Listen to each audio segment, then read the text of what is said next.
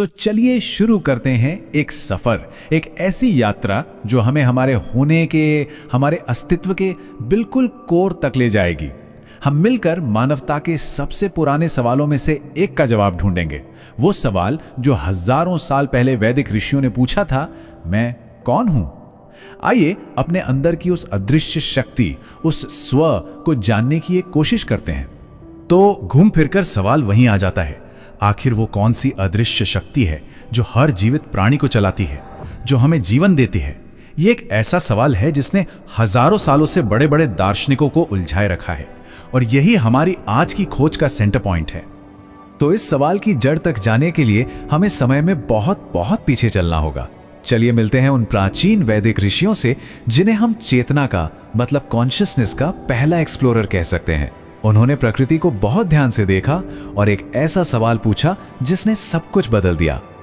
और हमारी इस खोज का जो आधार है वो है ऋग्वेद। सोचिए, दुनिया के सबसे पुराने ग्रंथों में से एक। ये सिर्फ एक किताब नहीं है, बल्कि उन ऋषियों की गहरी आध्यात्मिक खोजों का एक खजाना है जो हमें हजारों साल पुराने ज्ञान की एक झलक देता है।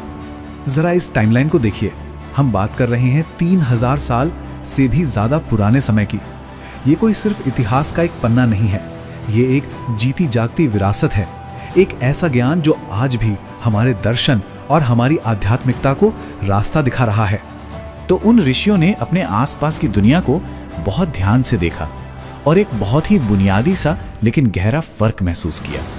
एक तरफ थी ये भौतिक दुनिया जिसे उन्होंने जड़ कहा, जो बदलती है, जो नष्ट हो जाती है, और दूसरी तरफ थी चेतना, एक अदृश्य न बदलने वाली शक्ति जो हर चीज में जान डालती है।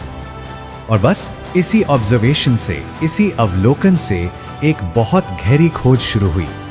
ऋषियों ने उस रहस्यमयी जीवन देने वाली शक्ति को एक पहचान देने का, उसे एक नाम देने का फैसला किया। खास तौर पर महर्षि कपिल जैसे महान ऋषियों ने इस विचार को और आगे बढ़ाया। उन्होंने कहा कि ये कोई जादू टोना नहीं है, बल्कि ये ब्रह्मांड का एक फंडामेंटल एलिमेंट है जो हमेशा एक्टिव और हमेशा चेतन रहता है। और तब जाकर उस अदृश्य चेतन शक्ति को एक नाम दिया गया, आत्मा। आत्मा मतलब हमारा सच्चा स्व, वो अदृश्य और अमर सार जो हर जीवित प्राणी के अंदर मौजूद है। ये इस सवाल का जवाब था कि शरीर के खत्म हो जाने के बाद भी वो जीवन का सार आखिर जाता कहाँ है। तो सवाल उठता है कि आखिर ये आत्मा है क्या, इसका स्वभाव कैसा है? वैदिक ग्रंथ हमें इसके गुणों के बारे में बहुत विस्तार से बताते हैं।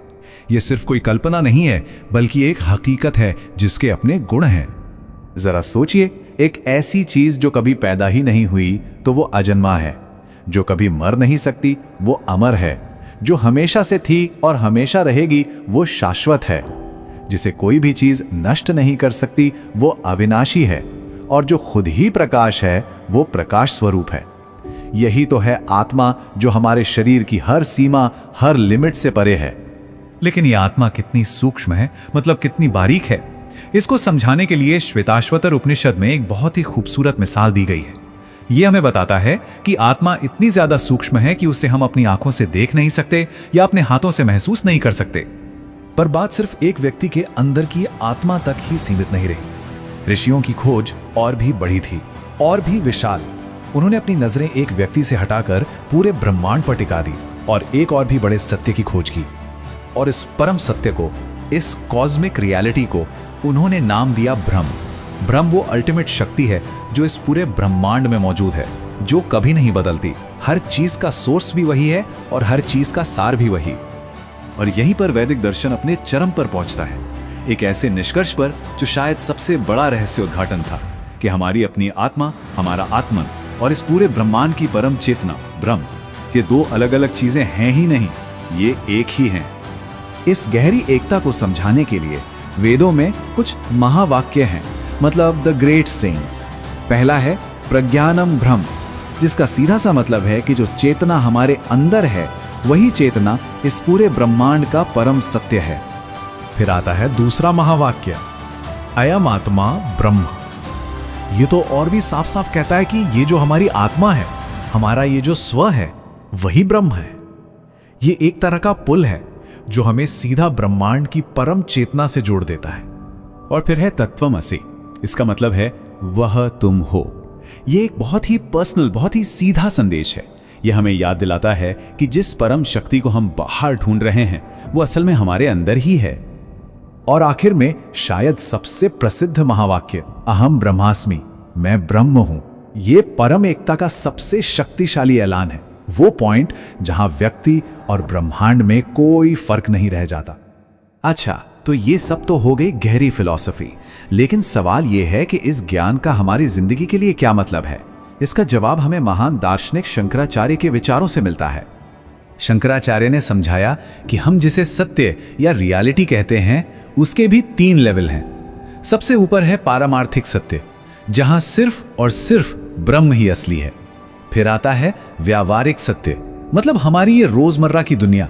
और सबसे नीचे है प्रातिभासिक सत्य, जो किसी सपने या भ्रम की तरह है। तो पॉइंट ये है कि इस एकता को जानना कोई इंटेलेक्चुअल एक्सरसाइज नहीं है। नहीं, यही वो ज्ञान है जो मोक्ष का रास्ता खोलता है, यानी जन्म और मृत्यु के इस चक्र से आजादी।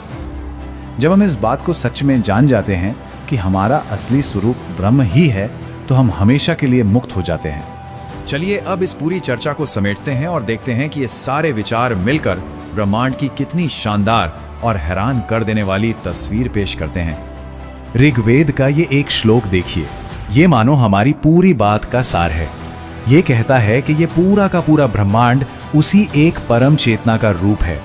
इसका मतलब ये हुआ कि ये यूनिवर्स सिर्फ पत्थर, गैस और धूल का ढेर नहीं, बल्कि ये अपने आप में चेतन है, कॉन्शियस है। तो आखिर में बस यही एक सवाल बचता है जिस पर सोचने की जरूरत है। अगर ये सच है, अगर चेतना ही इस ब्रह्मांड की बुनियादी सच्चाई है, तो फिर दुनिया को देखने का हमारा नजरिया कैसे बदल जाता है? हमारे रिश्तों पर, इस दुनिया में हमारी भूमिका पर इसका क्या असर पड़ता है? इस पर सोचिएगा जरूर।